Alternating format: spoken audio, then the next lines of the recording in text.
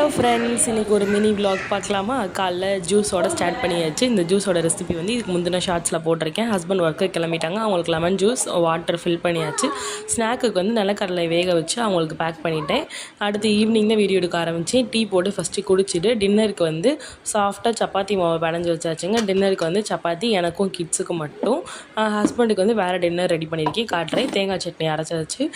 அடுத்து இன்றைக்கி ஒரு டிப்ஸ் சொல்கிறேங்க. பழைய சாதத்துக்கு வந்து நம்ம ஊற வைக்கும் போது அந்த சாதத்தை வந்து நல்லா உடச்சி விட்டுட்டு அது மேலே வரைக்கும் தண்ணி ஊற்றி வச்சிடணும். ஊற்றிட்டு அதில் கொஞ்சமாக கல் உப்பு போட்டுட்டு நம்ம க்ளோஸ் பண்ணி நைட்டு ஃபுல்லாக ஊற வச்சுட்டு மறுநாள் காலையில் சாப்பிட்டோம்னா நம்மளுக்கு புளிப்பே தட்டாதுங்க, உப்பு போடுறதுனால. அடுத்து குழந்தைங்களுக்கு பால் காய்ச்சி வச்சாச்சு. பாப்பா பாட்டில் ஸ்டெர்லைஸ் பண்ணி வச்சாச்சு. ஹஸ்பண்டுக்கு வந்து வெண்பொங்கல் வச்சுருந்தேன். அவங்க இன்றைக்கி கேட்டிருந்தாங்க ஆசையாக, அதனால் அவங்க வந்து வெண்பொங்கல் வச்சு தாளித்து வச்சுருக்கேன். அதுக்கு தொட்டுக்க வந்து மதியம் வச்சு அதே சாம்பார் தான். சட்னி வந்து சப்பாத்திக்காண்டி வச்சுருந்தோம், அதை தாளித்து வச்சாச்சு. தண்ணியெல்லாம் பிடிச்சி வச்சு ஃப்ளாஸ்கில் தண்ணி